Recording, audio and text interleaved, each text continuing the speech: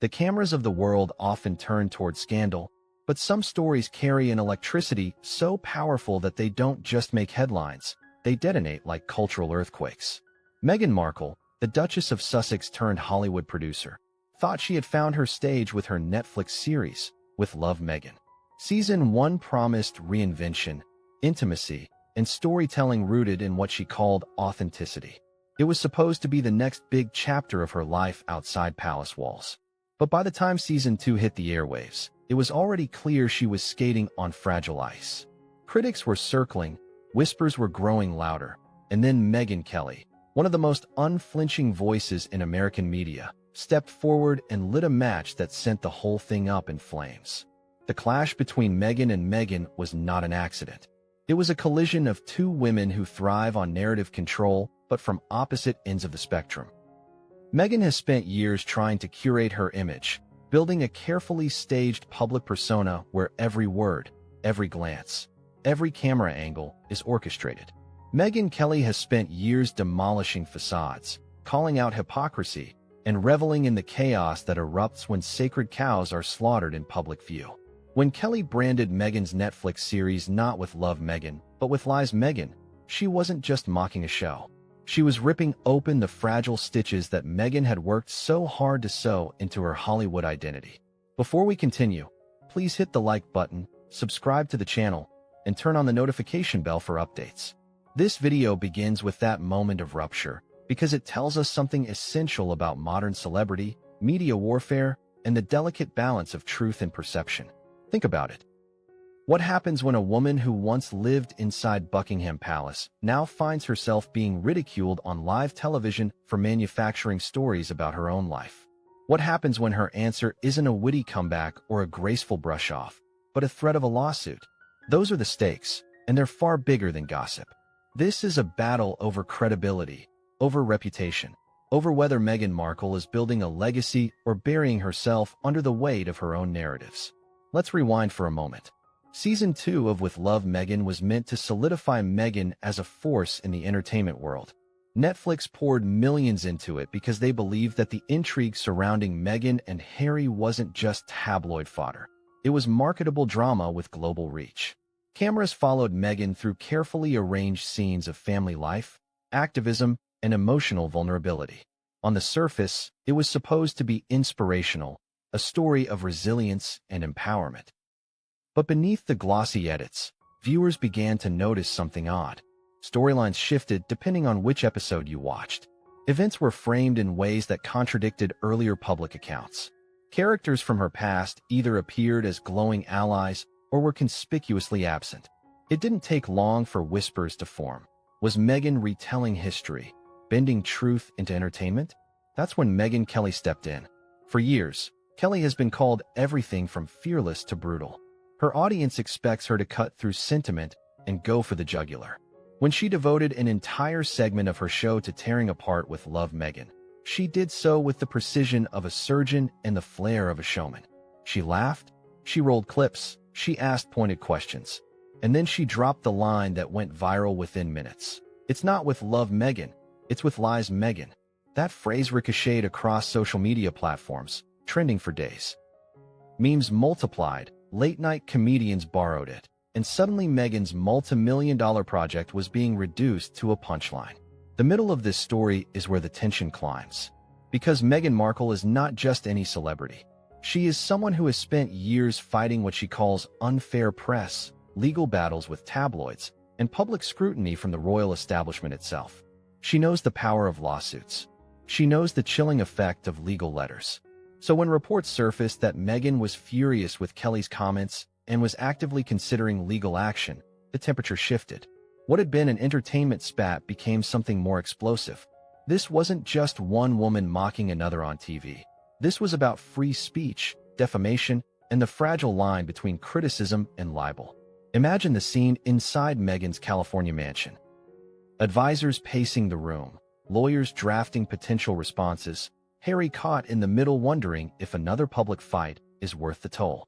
For Megyn, the lawsuit talk wasn't only about silencing Kelly. It was about sending a message that she would no longer tolerate being publicly dismantled, that her work, however staged or dramatized, was her truth. But here's the irony. By threatening legal action, she risked confirming exactly what her critics accused her of: overreacting, being overly litigious, and unable to handle tough criticism. Megyn Kelly, of course, knew this. And as she doubled down, mocking the idea that Megyn could sue her for simply offering an opinion, the spotlight grew hotter. The public reaction was seismic. On one side, supporters of Megyn rallied to her defense, calling Kelly cruel, jealous, and opportunistic. They argued that Megyn was an easy target, that women in power always face harsher backlash, that her attempt to share her story was being unfairly trashed. On the other side, Kelly's followers and Megyn's detractors saw it differently. To them, Kelly had finally said out loud what many people were thinking: that Megyn's Netflix saga was more soap opera than documentary, more performance than truth. And if Megyn wanted to take her to court over it, that was proof enough that the Duchess couldn't take a joke or a hard truth. As the dust settled on those first few explosive days, one thing was clear: this wasn't going to blow over quickly. Media analysts started dissecting the feud, legal experts weighed in on Megyn's chances of winning a defamation suit, and social media platforms became battlefields of hashtags and think pieces. Even the silence of the royal family, who had no public comment, became part of the narrative. Was their silence tacit approval? Were they secretly amused that someone else was finally calling Megyn out? Or were they watching nervously, aware that any misstep could reignite tensions across the Atlantic? And here lies the end of the introduction, the place where the story leaves you on the edge of your seat. Because this clash between Meghan Markle and Megyn Kelly is not just about a Netflix series. It's about power. It's about who gets to define truth in a world where storytelling is currency. It's about a duchess who believes her narrative is her shield, and a media powerhouse who believes it's her job to pierce that shield for the world to see. The next chapters will take you deeper into the lawsuit threats, the behind-the-scenes fallout, the role of Harry, the silence of the royals, and the way Netflix found itself in the middle of a storm it never planned for. But the question lingering over all of it is the one we'll keep circling back to. Is Megyn defending her truth or running from it? And in trying to silence a critic, is she only giving more oxygen to the very mockery she hoped to extinguish? Not with controversy, but with ambition. Before the fights with broadcasters, before the hashtags, before Megyn Kelly sharpened her tongue and went viral, there was the original dream. Meghan Markle and Prince Harry, newly separated from royal duties, had entered the world of entertainment with an enormous splash. Netflix saw gold in the couple. To the streaming giant, Meghan and Harry weren't just a couple stepping away from tradition.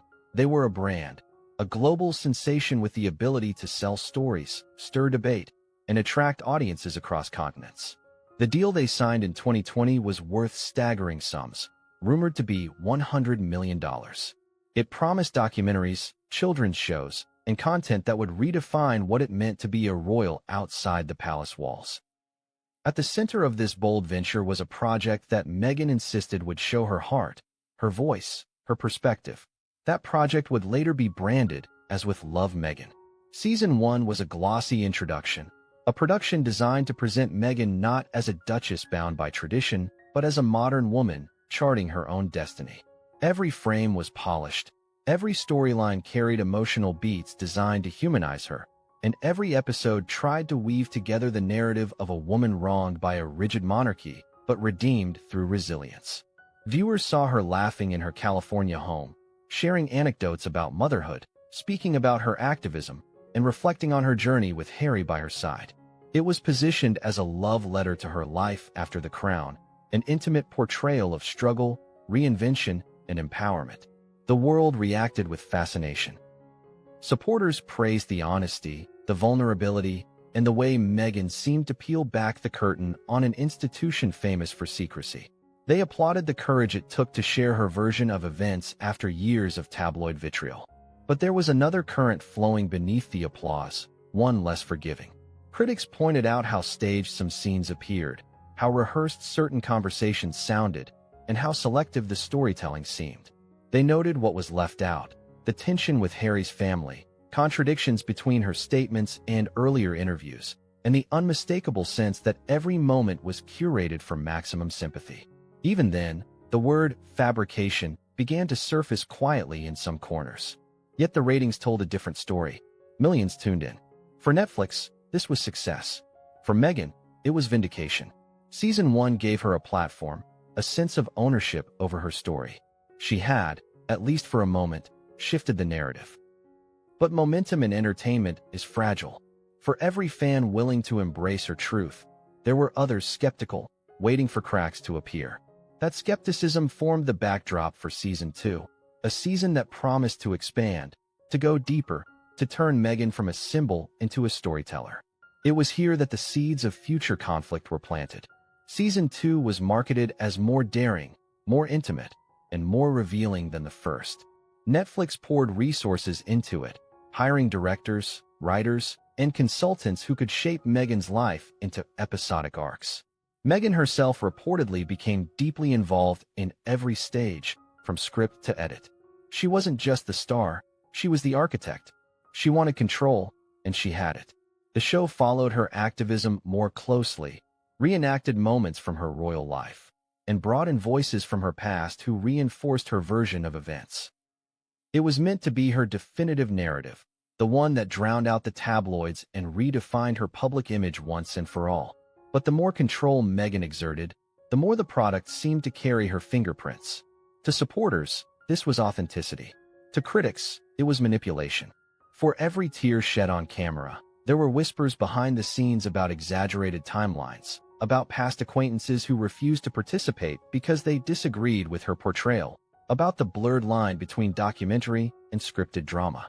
As soon as the first episodes dropped, headlines began appearing. Some praised the courage of a woman reclaiming her story. Others scoffed, calling it self-indulgent, even narcissistic. And in between were millions of ordinary viewers, uncertain what to believe. Harry's role in Season 1 had been significant, but in Season 2, he began to fade into the background. Megyn took center stage, narrating not just her life with him, but her broader worldview.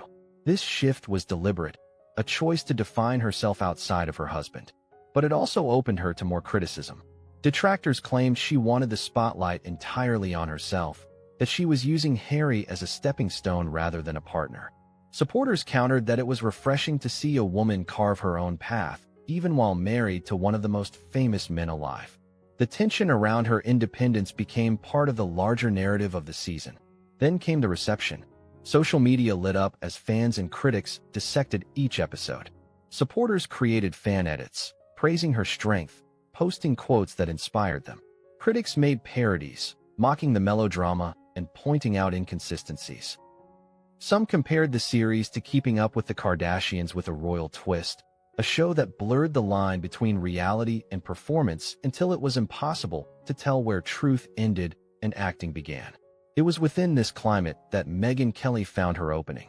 But before Kelly delivered her devastating blow, it is important to understand why Megyn's series mattered so much.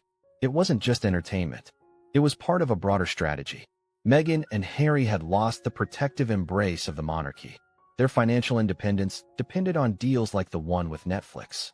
Their relevance in global conversations depended on their ability to tell stories people would watch. For Megyn, this wasn't just about her voice. It was about survival. Failure meant ridicule, diminished influence, and questions about whether they could stand outside the royal orbit. Success meant power, autonomy, and the ability to silence doubters. That weight hung over Season 2 like an unspoken cloud. Every scene wasn't just television. It was an audition for a permanent place in Hollywood. Every review wasn't just feedback. It was a referendum on Megyn's worth outside the palace gates.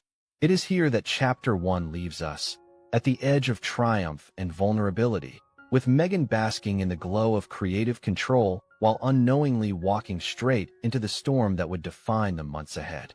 The rise of With Love Megyn was not the story of a simple television series. It was the story of a woman trying to rewrite her identity on the largest stage possible, using the world's most powerful streaming service as her pen. But identity wars have consequences, especially when your critics are as relentless as your fans are loyal. And in the background, Megyn Kelly was sharpening her words, waiting to strike at the heart of everything Megyn had built, with a sense of anticipation that was almost cinematic in itself.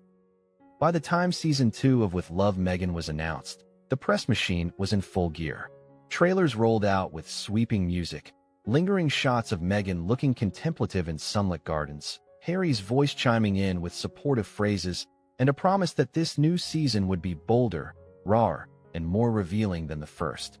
Netflix teased viewers with clips of Meghan reflecting on her struggles, shots of private family life that were meant to feel intimate, and soundbites crafted to make headlines. The air was thick with expectation, because this was not just another streaming series. It was the continuation of a narrative that had already divided the world. From the very first episode, reactions began pouring in. Supporters rushed online, praising Meghan for her courage and her willingness to lay bare her life once more. They saw her as a woman reclaiming her story, refusing to be silenced by the palace or by the tabloids. For them, Season 2 was not entertainment, it was vindication. But alongside this applause came a new wave of skepticism, harsher than what accompanied Season 1. Critics who had already doubted the authenticity of the first season now pounced on every frame of the second. They claimed the episodes were not only carefully staged but deliberately misleading, painting Meghan as both victim and heroine in scenarios that raised more questions than they answered. The early backlash centered on a few key elements. One was the way Meghan framed her departure from royal life. In previous interviews, she and Harry had provided one version of events. In the new season, the details seemed to shift. Timelines didn't match.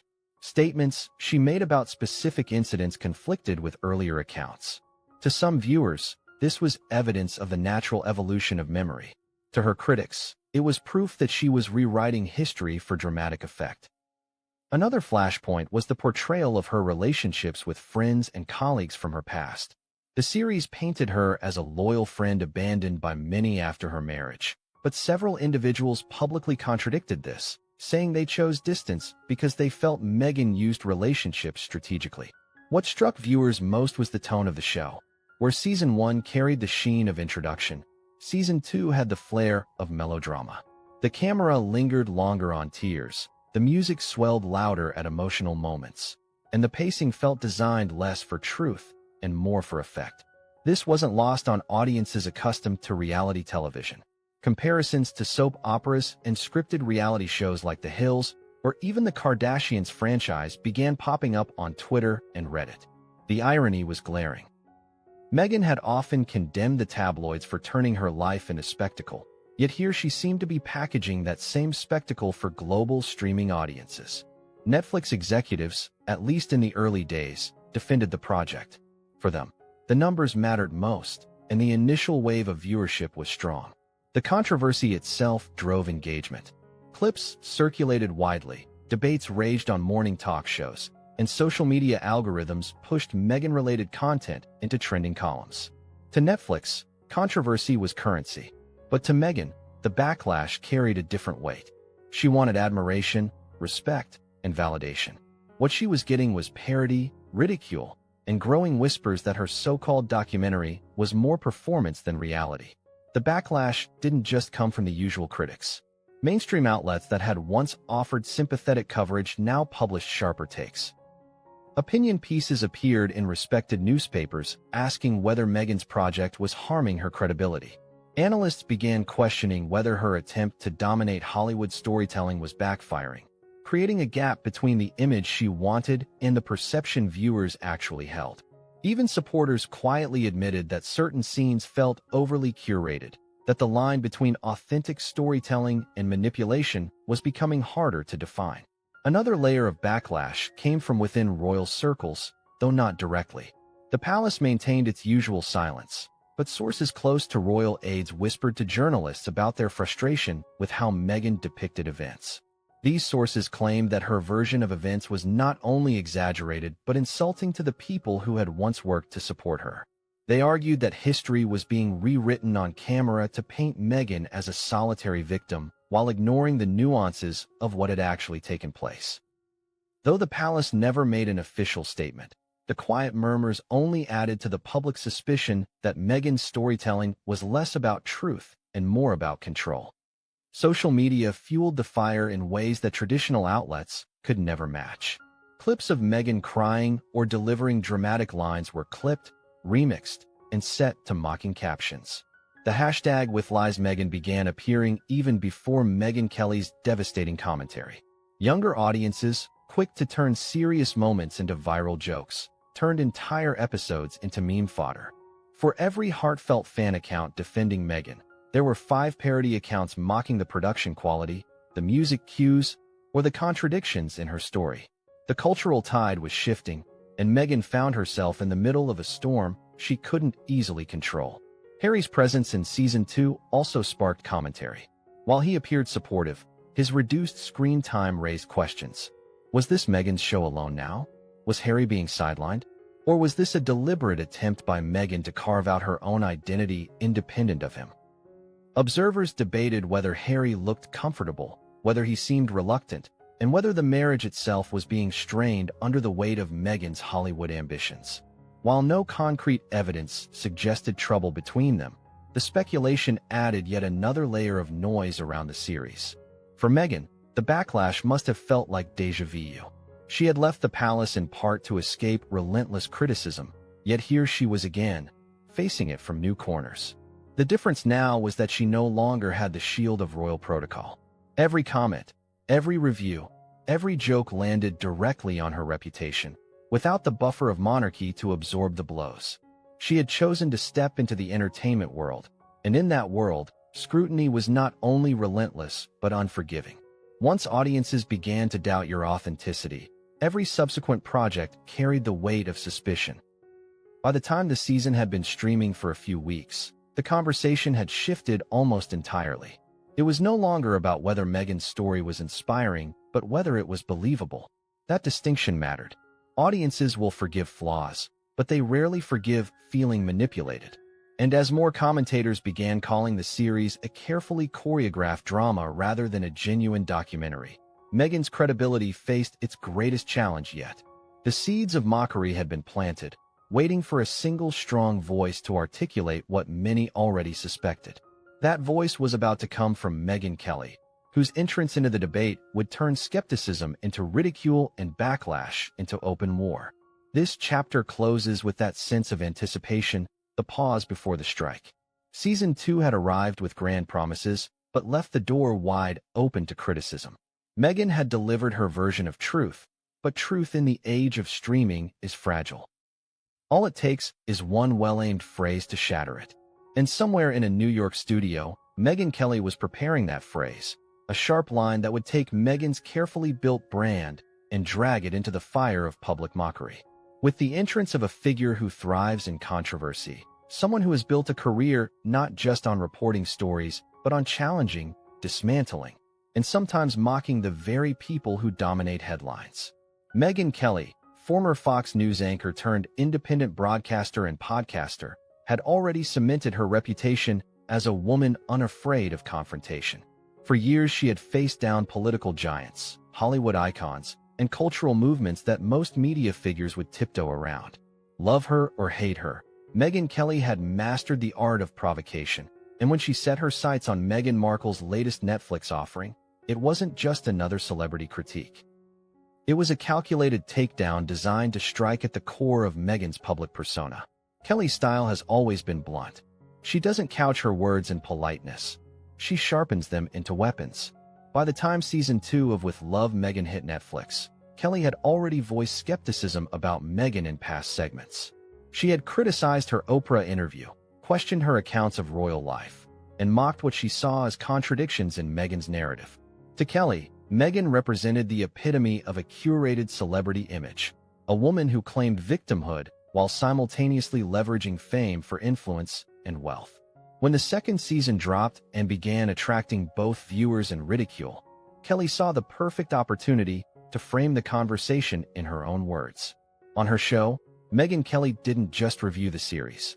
She dissected it. With clips playing behind her, she ridiculed what she called the stage dramatics, the emotional manipulation, and the selective editing. Her voice carried the authority of someone who has seen countless political and media spin attempts, and she wasn't shy about calling out what she believed was the same kind of spin dressed up as documentary. She laughed at certain moments, rolled her eyes at others, and asked rhetorical questions designed to echo the skepticism many viewers already felt. And then came the line that would ignite the storm. "It's not with love, Megyn. It's with lies, Megyn." In that instant, she transformed criticism into a viral slogan. That phrase was devastatingly effective because it was simple, memorable, and it framed the entire series in a single blow. Within minutes, social media lit up with the hashtag #WithLiesMegyn. Viewers who had already been mocking the show now had a rallying cry. Memes proliferated, commentary spread, and even news outlets began quoting the line in headlines. What Megyn had hoped would be a triumphant cultural moment was now branded with a mocking nickname that threatened to overshadow everything else. Kelly hadn't just critiqued the content. She had reframed it in a way that stuck to Megyn's image like glue. Why did Kelly's words resonate so powerfully? Part of the answer lies in timing. The backlash against Season 2 was already simmering, with audiences questioning its authenticity. Kelly gave that skepticism a voice, packaged it in a way that was easy to repeat, and delivered it with her trademark confidence. But another part lies in Kelly's own reputation. She was not a gossip columnist or a random internet troll. She was a seasoned broadcaster whose critiques carried weight in mainstream discourse. When she labeled the show a soap opera masquerading as truth, it wasn't dismissed as petty. It was analyzed, debated, and amplified across platforms. Kelly's commentary didn't stop at one line. She argued that Megyn was trying to control the narrative of her life in the same way politicians try to control public perception, and she warned that the truth always emerges eventually. She compared the series to reality television designed to manipulate emotions rather than present facts. And she questioned why Megyn, who had often spoken of valuing privacy, would so willingly put private life on global display while demanding that others respect her boundaries. These points struck at the very heart of Megyn's strategy. Was she genuinely sharing her story, or was she packaging a version of it that served her ambitions? That question lingered long after Kelly's segment ended. Behind the scenes, media insiders recognized the brilliance of Kelly's move. In a crowded media environment where thousands of voices compete for attention, Kelly had managed to crystallize the conversation into a single phrase that everyone could repeat. It was marketing judo. Take the opponent's product, flip the branding, and turn it against them. For Megyn, the timing couldn't have been worse. She was already fighting skepticism, already facing the pressure of proving herself in Hollywood, and now she had to contend with a media heavyweight reducing her project to a punchline. The ripple effect was immediate. Other commentators, from late-night hosts to YouTube analysts, began borrowing the phrase. Headlines blared with "Lies, Megyn," further entrenching the label in public consciousness. Even those who hadn't watched the show now understood the criticism through Kelly's framing. Megyn's multi-million-dollar project had been redefined not by Netflix's marketing team, not by her own narrative, but by a rival media personality with a knack for cutting through the noise. The balance of power in storytelling had shifted, and Megyn was suddenly on the defensive. What makes this chapter especially significant is the cultural backdrop against which it unfolded. Meghan Markle and Megyn Kelly represent two sides of a broader societal debate. Megyn embodies the modern celebrity who seeks to control her own story, leveraging media platforms to present curated authenticity. Megyn Kelly represents the skeptical observer who calls out perceived contradictions, wielding cynicism as a tool to puncture celebrity facades. Their collision was inevitable, because both occupy spaces where control of narrative equals power. Megyn needs audiences to believe her truth to sustain her career. Kelly thrives on questioning that truth, knowing that audiences crave someone who will say what others won't. As Kelly's words reverberated, Megyn reportedly reacted with fury. Insiders claimed she saw the mockery not just as unfair, but as deeply damaging to her brand. The idea that her carefully crafted series could be dismissed so easily by a single broadcaster enraged her. And so the stage was set for the next escalation. The talk of legal action, the possibility of lawsuits, and the brewing storm that would pit a duchess against a broadcaster in a battle not just for reputation, but for dominance in the court of public opinion. Chapter 3 closes with Kelly standing tall, her words echoing across platforms, and Megyn retreating into strategy meetings with advisors and lawyers. The mockery had become more than just a joke. It was a cultural moment that defined the season and set the stage for the legal and emotional fireworks to come. The next chapter will dive into Meghan's fury behind closed doors, exploring how a woman who built her identity on controlling narratives confronted the sudden realization that sometimes one phrase from a rival can unravel years of careful storytelling. With the sound of laughter echoing across social media timelines, a chorus that grew louder with each passing hour.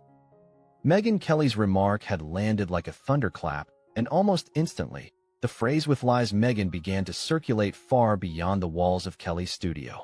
What had started as a single broadcaster mocking Meghan's Netflix series now spiraled into a global joke, one that threatened to drown out everything Megyn had hoped to achieve with Season 2 of With Love Megyn.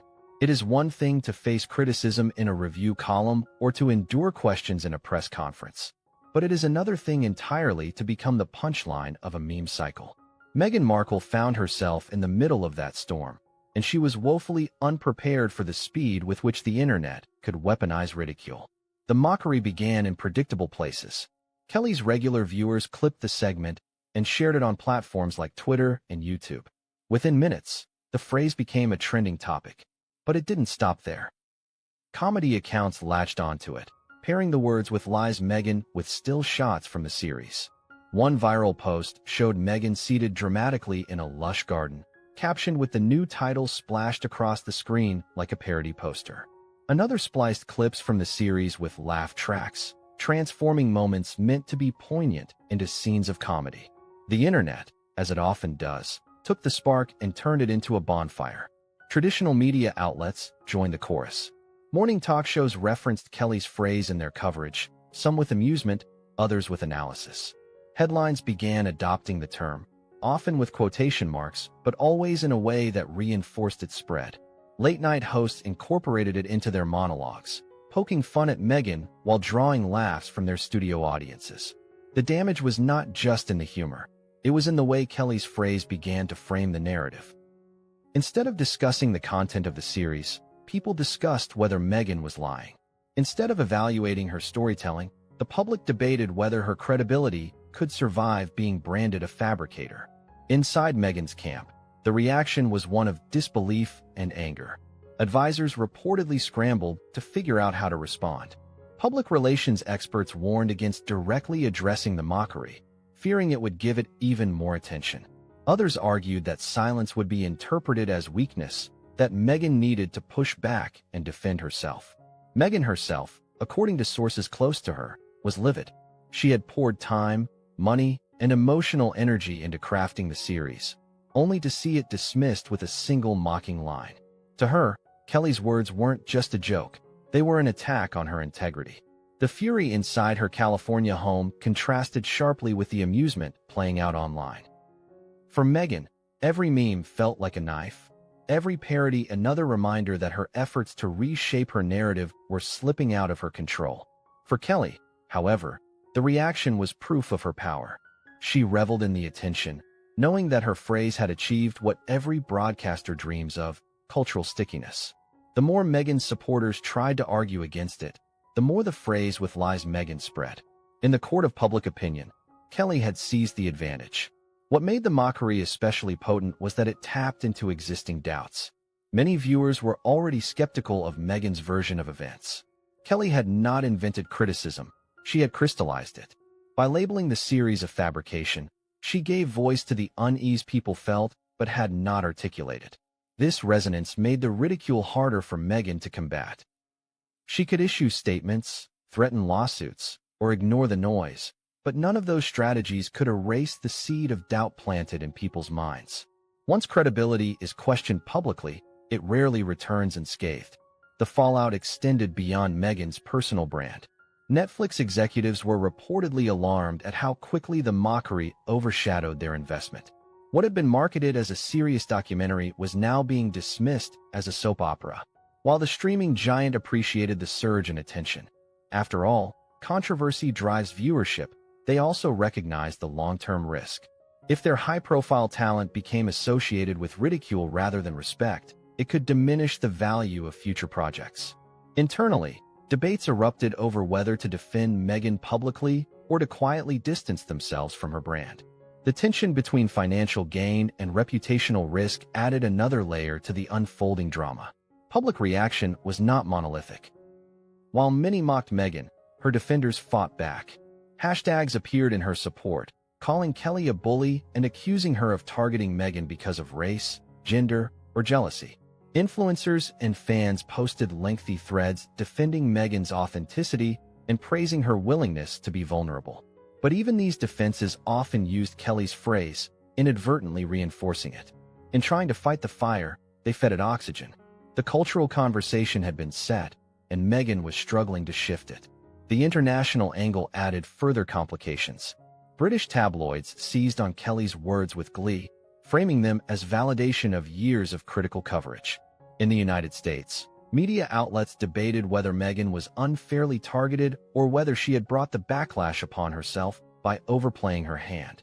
In other countries, the feud was covered less as entertainment and more as a case study in media dynamics.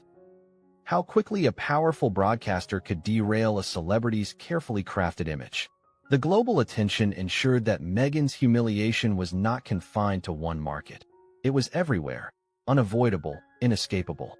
One of the most striking aspects of the mockery was how it blurred the lines between entertainment and politics.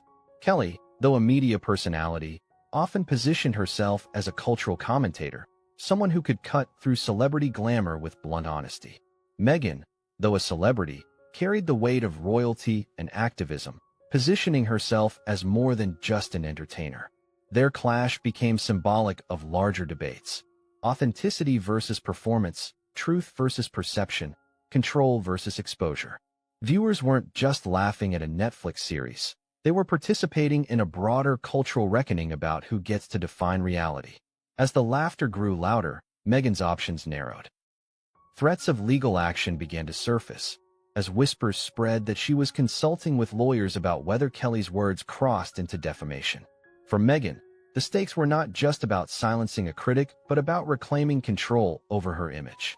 Yet the risk of suing was enormous. Legal experts noted that in defamation cases, the burden of proof is high, especially for public figures. Any lawsuit would invite scrutiny of Megyn's claims in the series, potentially exposing inconsistencies to even greater public examination. In seeking to protect her reputation, she risked destroying it further. By the end of the first week after Kelly's segment, Megyn's series was no longer being judged on its own merits. It was being judged through the lens of ridicule.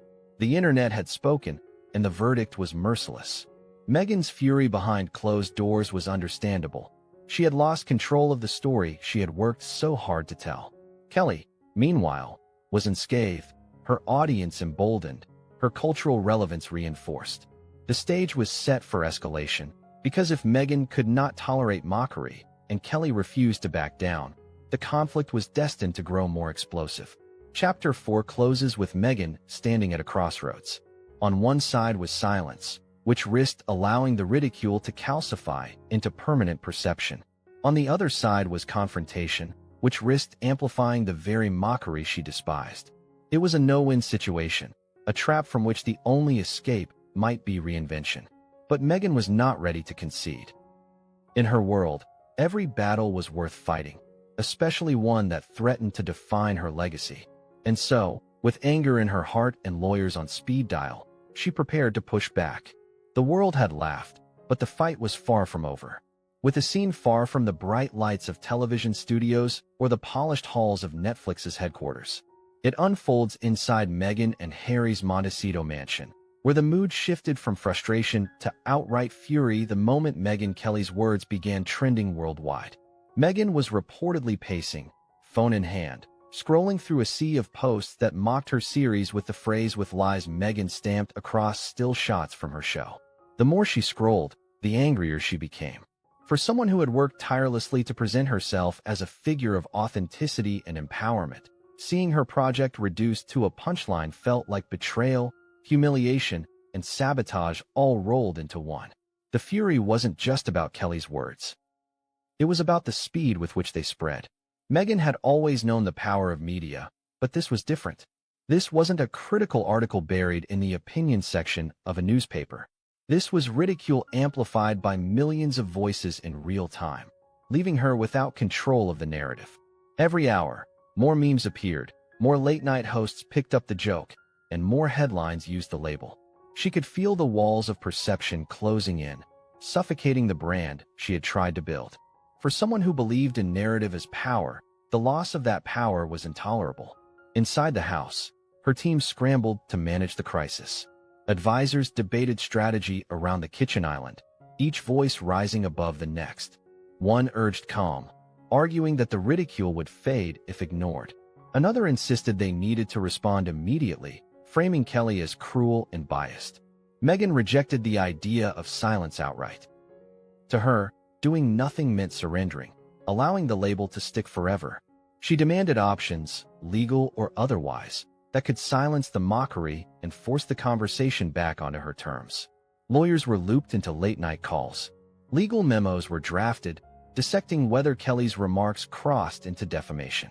Meghan asked pointed questions about what it would take to sue, what damages could be claimed, and how quickly action could be taken. The lawyers cautioned her. Defamation, especially in the United States, is notoriously difficult to prove. As a public figure, Meghan would bear the heavy burden of showing actual malice, that Kelly knowingly spread falsehoods rather than offering an opinion. Kelly's phrase, though cutting, was legally couched as commentary, not fact. A lawsuit would likely fail, and worse, it could backfire by amplifying the very narrative Meghan wanted to bury. But logic rarely calms fury. Meghan's emotions ran hotter than legal reasoning. She was less concerned with courtroom odds than with the principle of the matter. In her view, Kelly wasn't just mocking her show, she was undermining her credibility as a woman, as a mother, and as a public figure. She saw the ridicule as part of a pattern of attacks against her since joining the royal family. One more example of the world trying to silence her truth. Threatening legal action was not just about winning in court. It was about sending a message that she would not be bullied. Harry's presence during these discussions added tension of its own. On one hand, he wanted to support his wife. On the other, he had long cautioned against engaging in battles that only fed the tabloids. He remembered their lawsuits against British papers, the endless headlines that followed, and the toll it took on their family. To him, Kelly's mockery was another storm to be weathered, not fought head-on. But Meghan was determined, and Harry, caught between his instinct to retreat and his loyalty to her, found himself reluctantly listening as she insisted that they prepare for a fight. In the days that followed, Meghan's fury translated into strategy sessions that blurred the line between personal outrage and professional calculation. Advisors began drafting talking points, exploring ways to frame Kelly as part of a broader culture of misogyny and unfair scrutiny. They debated whether to release a public statement condemning the mockery or to leak stories to sympathetic outlets portraying Meghan as the victim of a media smear. Meghan, however, remained fixated on the legal path. She wanted Kelly to feel pressure, to know that her words carried consequences.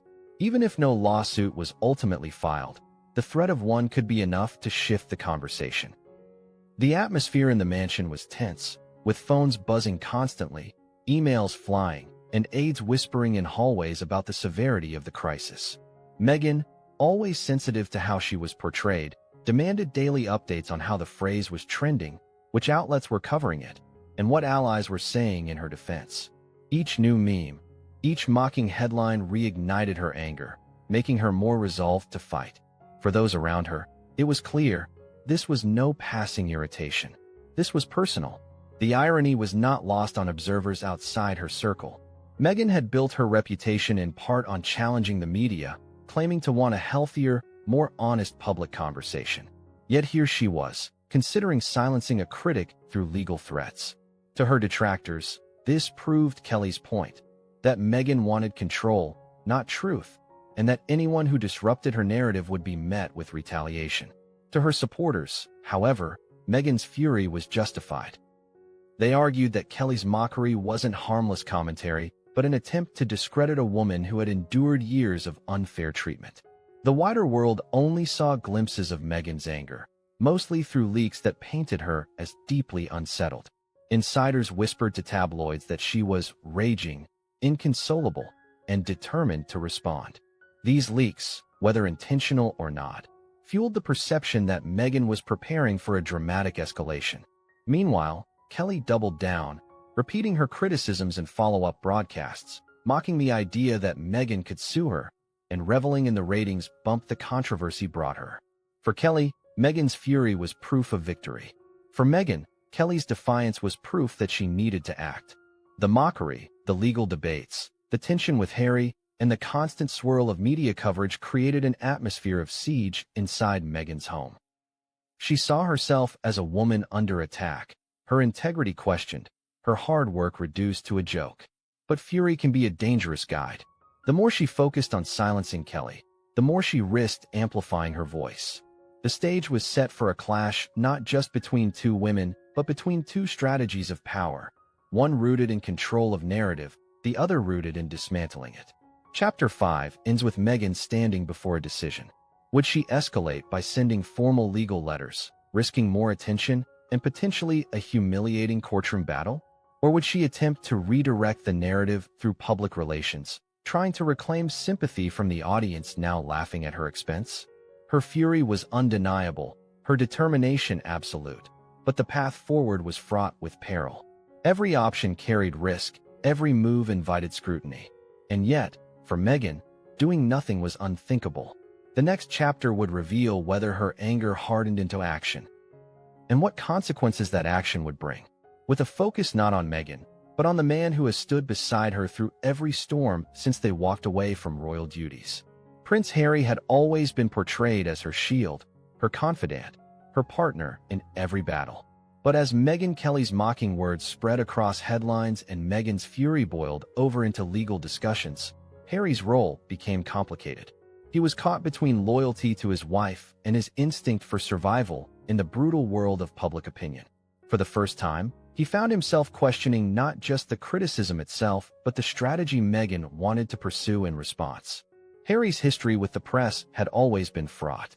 From his earliest years, he had blamed the tabloid media for hounding his mother, Princess Diana, to her death. That trauma never left him. Every camera flash, every journalist's headline carried echoes of the past. In Meghan's battles with the press, Harry had always been quick to align himself with her, seeing her pain as an extension of his own.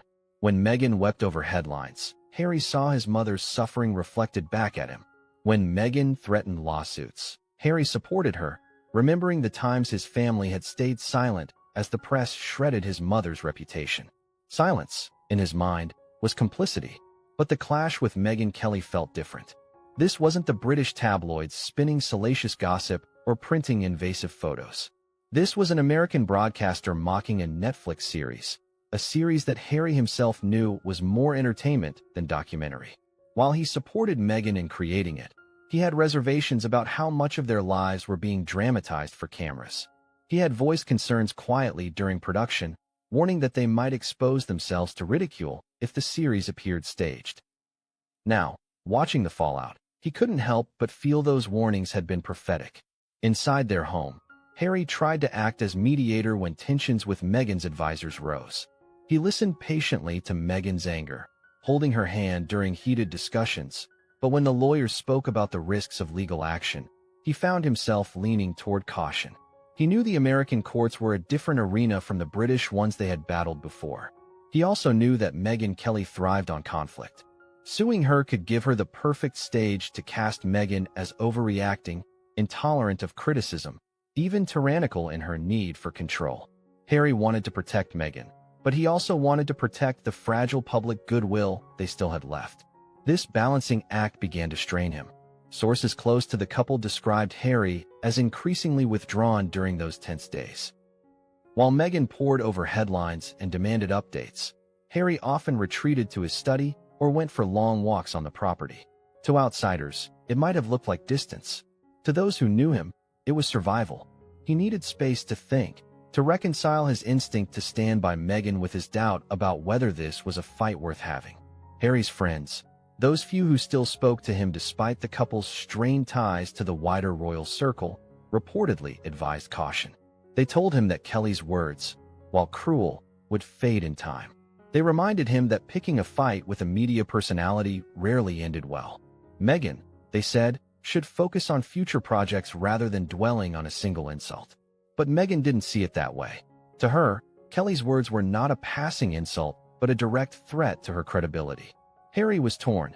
unable to dismiss his wife's pain, yet also unable to ignore the risks of escalation.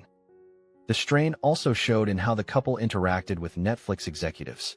Megyn pushed for the platform to defend her publicly, to issue statements framing the series as authentic storytelling unfairly attacked by critics. Harry, however, took a softer line. He argued that silence might serve them better, that letting Netflix stand aside could prevent the company from becoming further embroiled. The difference in approach became obvious during joint meetings, where Megyn spoke with passion and anger, while Harry's voice was steadier, quieter, almost resigned. Observers noted the contrast. Megyn the fighter, Harry the worrier. But loyalty remained Harry's defining trait. No matter his private doubts, he never left Megyn to face the storm alone. When she raged about Kelly, he sat beside her. When she floated legal strategies, he nodded, even when unconvinced. And when critics mocked not just Megyn but the couple as a unit, Harry bristled with protective anger. His conflict was internal, a tug-of-war between pragmatism and devotion. Outwardly, he was Megyn's ally. Inwardly, he was grappling with fear that every new battle chipped away at the fragile reputation they still had, fear that they were slipping further from the image they once hoped to cultivate as global changemakers rather than media fodder. The impact on Harry's relationship with the wider royal family added another layer. Reports circulated that aides at the palace quietly welcomed Kelly's critique, seeing it as validation of their own doubts about Megyn's version of events. Harry, who had already severed most ties with his father and brother, felt the sting of those whispers. To him, the laughter at Megyn's expense was not just aimed at her, but at him as well, a reminder that he was now defined less by his birthright and more by the controversies surrounding his wife. That realization deepened his determination to stand by her, even as his instincts told him that confrontation with Kelly would be a dangerous misstep. Behind the walls of Montecito, Harry's role was that of anchor, steady, calm, protective. Yet he was also a man increasingly caught in a web of contradictions. He wanted to protect Megyn from ridicule, but he knew lawsuits would make things worse. He wanted the world to see their love and their truth, but he recognized that the show itself blurred those lines.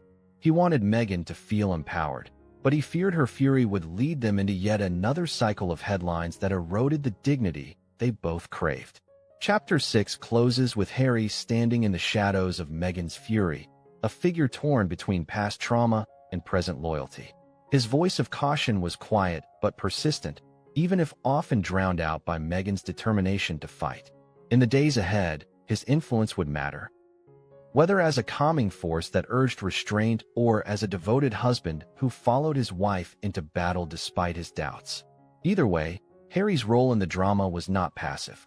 It was the struggle of a man who had left one royal cage only to find himself confined within another, built not of palace walls but of narratives, headlines, and the unforgiving spotlight of public opinion. Begins with the escalation Megyn had been hinting at since the first night Megyn Kelly's words went viral.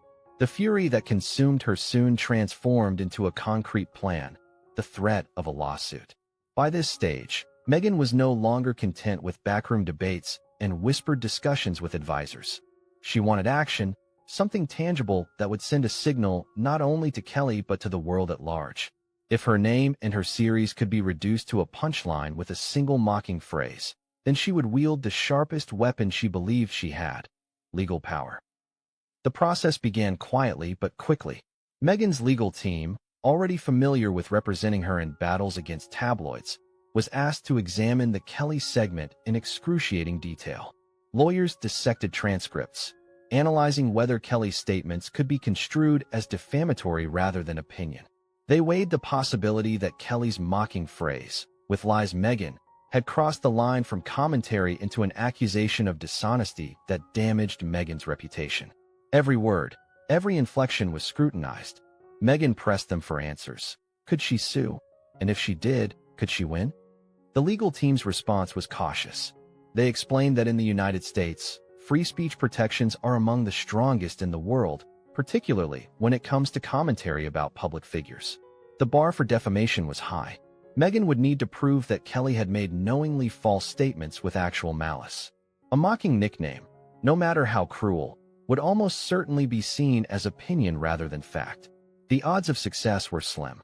A lawsuit might generate headlines, but it would not guarantee vindication. In fact, it might invite even deeper scrutiny into Meghan's show, her past statements, and her credibility. Meghan listened but refused to be deterred. To her, the principle outweighed the odds. She argued that Kelly's words were not just opinion but an attack on her integrity, and allowing them to stand unchallenged would set a dangerous precedent. Meghan framed it as a broader fight, not just for herself but for all women who had been silenced by ridicule. This was more than a personal grudge. It was a battle over fairness, dignity, and truth. Her lawyers, though wary, began drafting cease and desist letters, designed less for courtroom battles and more for public theater.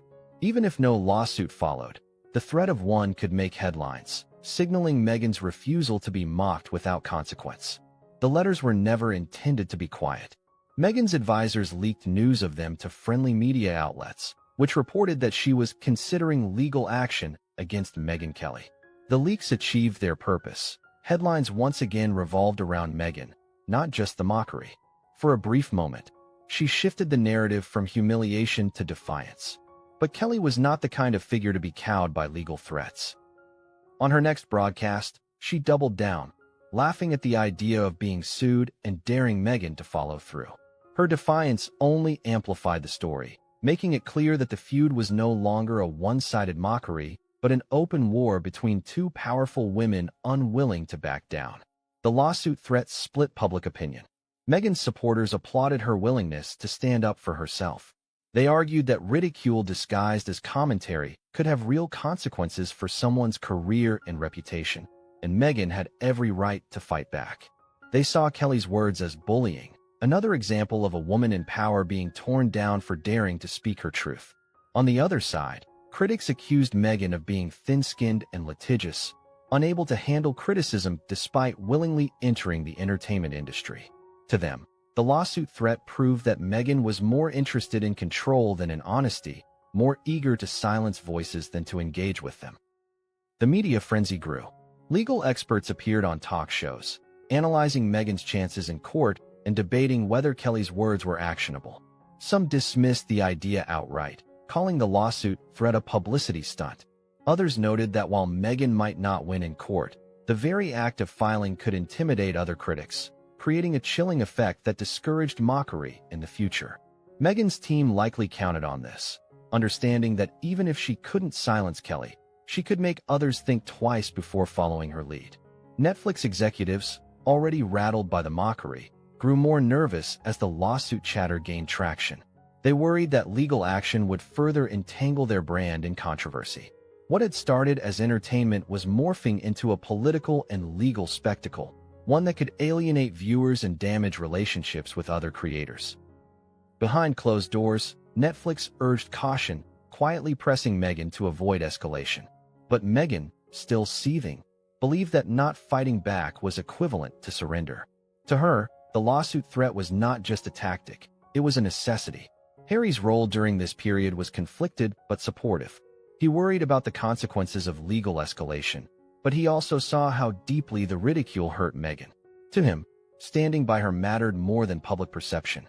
He attended meetings with lawyers, asked questions about strategy, and listened as experts outlined the risks. Yet his body language betrayed his unease. He knew from past battles with the British press how exhausting and humiliating legal fights could become, and he feared repeating that cycle in America.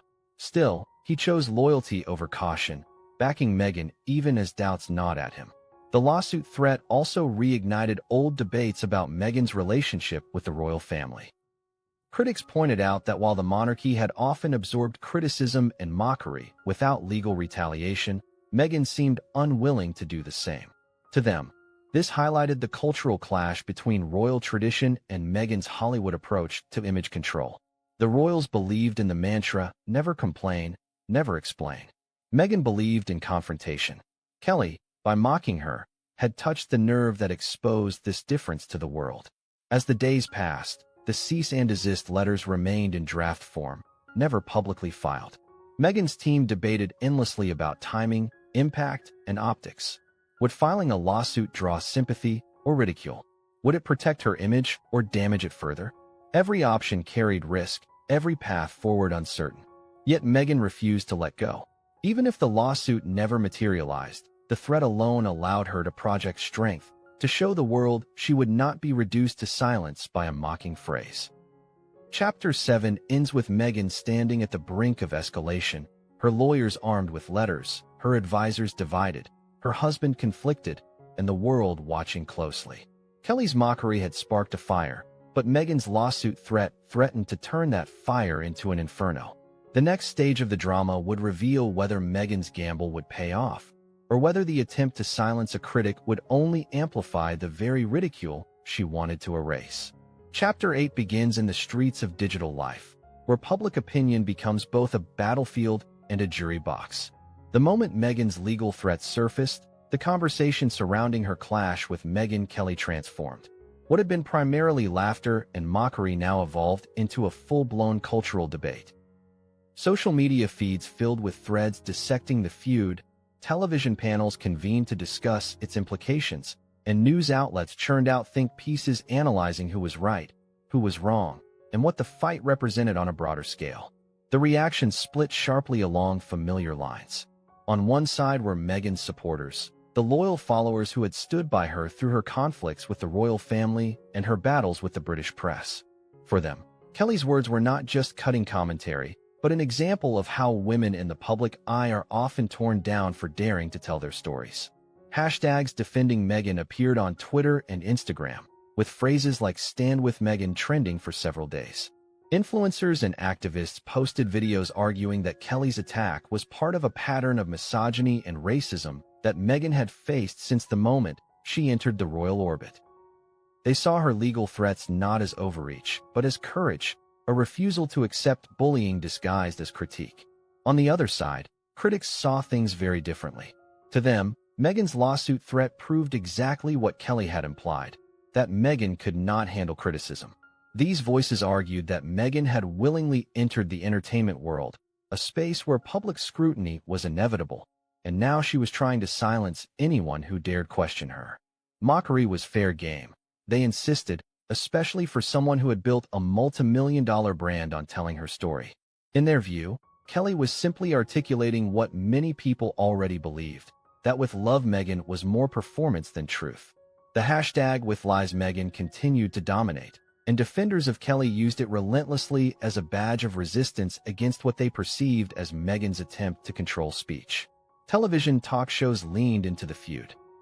Morning programs framed it as a clash between two powerful women with very different approaches to media. Panelists debated whether Kelly had gone too far or whether Megyn's reaction was disproportionate. Late-night comedians found endless material, blending jokes about the Netflix series with commentary on the lawsuit threat. Every punchline reinforced the sense that Megyn was caught in a cycle where her anger only fueled more ridicule. The divide wasn't limited to ordinary audiences. Celebrities and public figures also weighed in. Some sided with Megyn, posting messages of solidarity and emphasizing the importance of protecting one's reputation in the face of unfair attacks. Others subtly or openly backed Kelly, praising her for saying what others were too afraid to say. This split among public figures mirrored the larger cultural conversation and ensured that the story remained alive in headlines longer than Megyn's team might have hoped. Within Megyn's camp, the public reaction was studied obsessively. Her advisors compiled reports on trending hashtags, influential voices, and the tone of media coverage. They noted where support was strongest and where criticism was fiercest. Megyn herself followed the discourse closely, alternating between relief when she saw defenders and rage when she saw detractors. She grew frustrated that the conversation seemed less about the actual content of her series and more about whether she was lying, whether she was too sensitive, whether she was overreaching. To her, this was the ultimate injustice. Her work, her story, reduced to a binary debate fueled by ridicule. For Kelly, the public reaction was validation. She saw the flood of commentary as proof that she had struck a chord. Her audience grew as people tuned in not just to hear her continue mocking Megyn, but to watch how she handled the backlash. Kelly doubled down, releasing follow-up segments in which she laughed at Megyn's threats and mocked her supporters as blind loyalists. Her refusal to back down only strengthened her position among critics of Megyn, who applauded her fearlessness. The international press amplified the divide. In Britain, tabloids gleefully covered the feud, often framing Kelly as a truth-teller exposing Meghan's alleged manipulations. In the United States, coverage was more mixed, with some outlets framing Meghan as a victim of media cruelty and others highlighting the risks of her combative approach. In other parts of the world, the story was covered less as celebrity drama and more as an example of how modern media operates, where narratives can be built, mocked, and dismantled in real time across global platforms. The public's role in the feud added fuel to Meghan's anger. Every mocking meme, every trending hashtag, every comedian's joke deepened her sense that her reputation was slipping out of her control. And yet, the more she tried to push back, the more attention the ridicule received. This paradox left her trapped in a cycle she couldn't escape. Silence felt like surrender, but speaking out felt like digging the hole deeper. Among her supporters, however, there was real passion. They defended her with long posts, heartfelt essays, and emotional videos. They pointed to her history of being unfairly targeted, her struggles with mental health, and her efforts to build a new life outside the constraints of monarchy. They argued that Kelly's words weren't harmless jokes, but part of a larger campaign to discredit Meghan at every turn. These defenses created communities of solidarity online, where Meghan's fans comforted one another and reinforced their loyalty. Yet even within these communities, frustration grew over how easily the narrative had been hijacked. By this stage, the feud was no longer just about Meghan and Kelly. It had become a cultural flashpoint. It raised questions about free speech, about the responsibilities of broadcasters, about the boundaries between criticism and cruelty. It also raised questions about Meghan herself. Could she survive in Hollywood if she couldn't tolerate mockery? Was her drive to control the narrative undermining the authenticity she claimed to value? These questions dominated the discourse, leaving Meghan and Kelly as symbols in a larger debate about truth and power in the modern age. Chapter 8 ends with the image of two women standing on opposite sides of a cultural battlefield, their supporters cheering them on, their critics sharpening their attacks, and the world watching with fascination. Meghan's threat of legal action had not silenced the mockery. If anything, it had amplified it, drawing in more voices, more headlines, more scrutiny. What had started as a single phrase uttered in a studio had exploded into a global conversation, one that neither Meghan nor Kelly could fully control. The next chapter will explore how the royal family, watching from a distance, responded to the chaos, and whether their silence carried more meaning than any statement could.